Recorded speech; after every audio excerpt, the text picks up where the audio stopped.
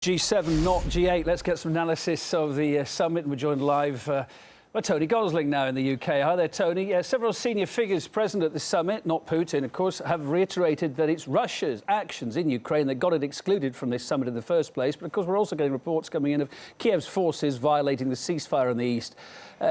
Smacks of double-handedness and two-sidedness, doesn't it, really? Well, to a certain extent, certainly. But, I mean, I would really take issue with these sort of statements coming out of Tusk, Juncker, and we just heard that one from Cameron about European nations being united against Russia. Look, this is old Cold War talk. It's really driven by the Americans, and it certainly doesn't represent the views of European people or business, which is a bit worrying, isn't it? That you've got all these so-called leaders on a completely different page to most of the 250 million of the public of Europe. So that's one of the things that bothers me most about this, is they do seem to be on another planet. They're also meeting, of course, in Bavaria, which is very close to the Swiss-German border. That whole geography around there I find quite fascinating. It's also the home just across into Switzerland of the Bank for International Settlements. This is the bank which helped finance Hitler, and at the Bretton Woods conference after World War II said should be shut down. It's still going. It also provided all the foreign exchange for Hitler in the Second World War, and these people now regulate banking. And so it's all very close. The Bavarian Illuminati, people may think this is some sort of crazy conspiracy, but a lot of scholars over the years have said that they were behind the French Revolution, behind World War I, behind World War II, in their nefarious places. But this whole area, I think, is this geography is Let's bring it up to date. Sensitive area. Let's bring it up to date. Not inviting Russia, was that constructive or not constructive as you see it? Well, look, the reason why business people right across Europe don't want these sanctions with Russia is because they can see how much it's not helping with the financial situation. I mean, we've got a ridiculous situation now with the euro and with the Greek bailout. Many people in Greece are saying, well, actually, you're using, and they're pointing their fingers mainly at the Germans here again, that you're using the euro as an economic weapon against us. And this sort of thing is not helpful. Also, where we've got three major crises being discussed by the G7.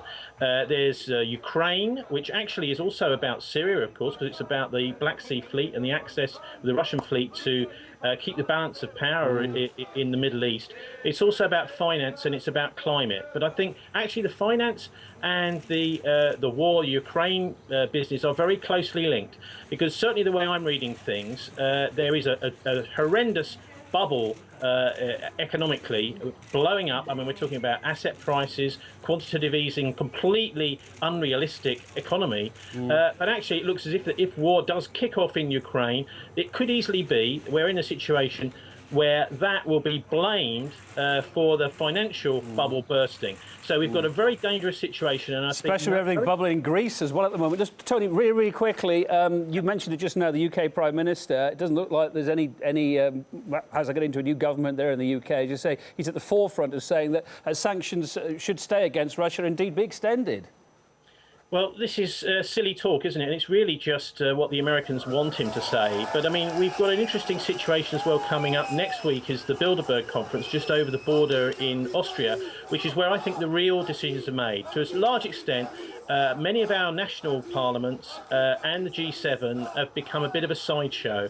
The real decisions, I think, will be made next week, and the real discussions had at this very much more secretive Bilderberg conference, where basically the politicians and the arms industry and the media, the bankers as well, all get together and really lecture the politicians, tell them what they're going to do. And what really worries me more than anything about that is you've got secret conflab between the banksters, I call them, and the arms industry. And we're seeing increasing power of companies like EADS and BAE Systems actually making some of these big decisions and seeming to have the ear of the politicians far more than the public do. And it's not surprising that we've got this wave of secession. I mean, Ukraine is just one example, but there's also people that want to get away from the centre in Spain. And, of course, the Scots have now managed to liberate themselves from Westminster as well. So secession is, I think, going to be multi-layered, isn't it?